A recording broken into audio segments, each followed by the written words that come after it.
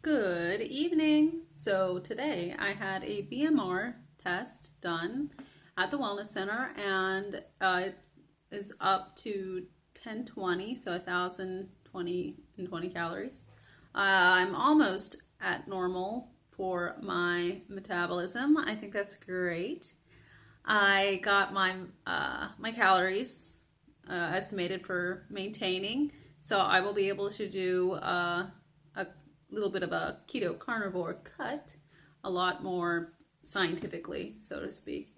It's going to be pretty easy. I'm going to be eating beef, no big surprise there, eggs, fish, poultry, and some bacon, either turkey bacon or regular pork bacon. You can get like some center cut, and depending on how you cook it, you can render some fat out of there. It ends up being usually like a 1-to-1 ratio with regular bacon if you cook it in the microwave.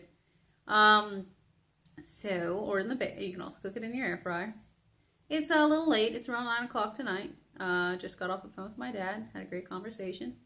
What else is happening in life? Okay, so I've been playing around with different ways to measure body fat, just as a little side project. I used the Navy method, which is use a scale and you use a tape measure, and you'll get some information off of your body, and then you put that into the Navy calculator on the website that you'll be using. Usually just Google Navy calculator.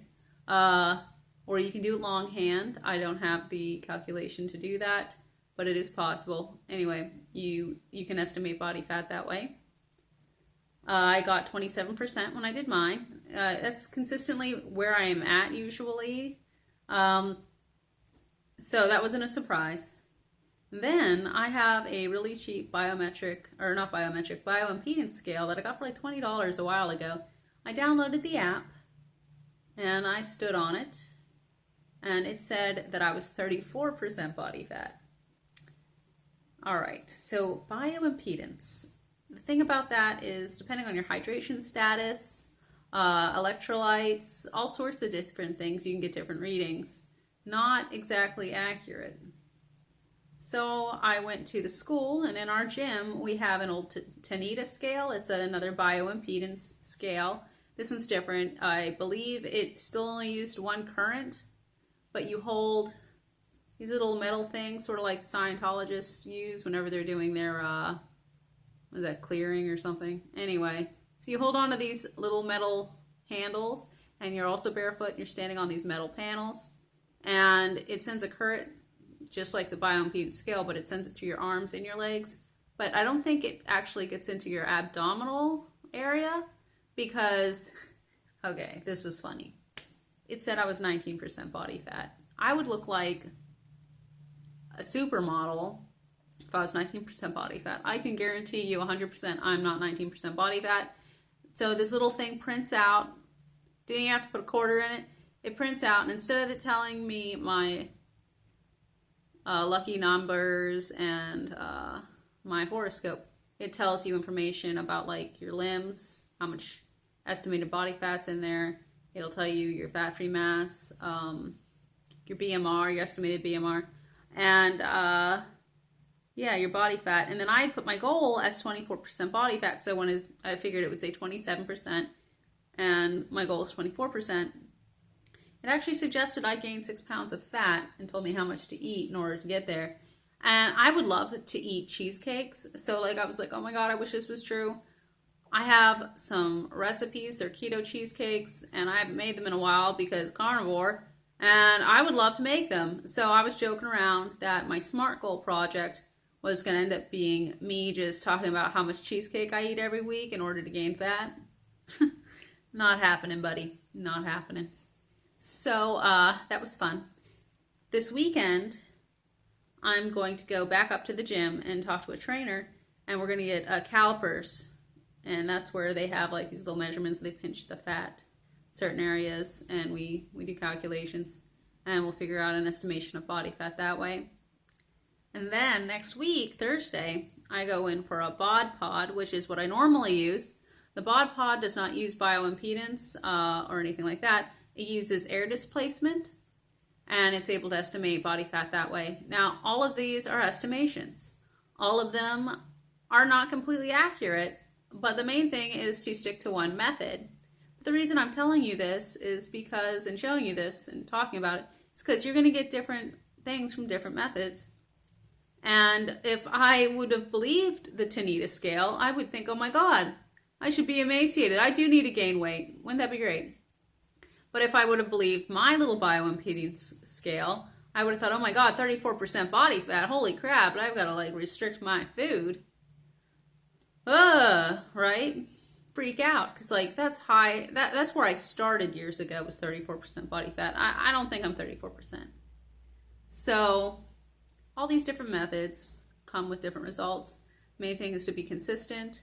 Another thing about all these different methods is if you do them too soon, you're not going to see any changes. They're better over time. So a lot of places have you do it monthly. Personally, I would just do it every 3 months and stick to using a tape measure around the middle as your main way of finding out whether or not you're losing fat. And then when you step on the scale, if your middle has shrunk but your weight stayed the same, chances are you are recomping, gaining muscle, losing fat. The only accurate way to find out if like how much body fat you really have is through autopsy, and nobody's willing to do that. I know I'm not. So that's what I'm doing right now, as I'm having fun with that. Now I am also, you can also visually estimate. There are pictures where it'll show body fat percentages of women and men, and you can also visually estimate. But the thing with that, it's, you know, if you have a body dysmorphic issue, you know, you might overestimate, if you might underestimate. But I look at those pictures, I use the Navy method, and I am around like the 25 to 27%. So I'm going to go with that for my macros. I am going to be doing a keto carnivore cut, and so with my BMR and with my idea of how much body fat I have, I can calculate what I need personally to maintain my muscle mass and not feel like a nut, but still lose some body fat. And so I follow the Keto method of fat as a lever. So yeah, we're going to be eating just like, you know, a little leaner beef. We're going to eat our chicken. I got chicken thighs. I got some turkey bacon, get some regular bacon, eggs, pork chops, you know, meat, just a little bit leaner. I will be tracking to make sure that I don't undereat, because a lot of times when I try to go leaner, I'll go too lean. And so I need to make sure that I'm getting enough fat, because I don't want to cut too hard. And then this time, usually I try to cut until I reach my goal. This time what I'm going to do is 3 weeks on with the cut macros, and then 1 week off with just maintenance, and see how that goes. I am weightlifting heavier. I have a barbell, a squat rack, bumper plates, and a bench in my garage right now, and I've been using that. I also am on creatine right now. I take 5 grams of creatine every morning, along with my vitamin D, vitamin K, boron. Got to keep them bones happy. Taking magnesium at night. I know I have been honest about my multivitamin. I've switched to a lower dose multivitamin. I got a children's multivitamin. So it's not as, I believe I'm getting enough nutrients in my food. But due to the fact that I still have fluctuations with my blood sugar, that ascorbic acid glucose thing, where you could get scurvy if your blood sugar is not regulated, I take it as a little bit of security, okay? There's no harm in that, really, unless you're following like PKD, which I'm not.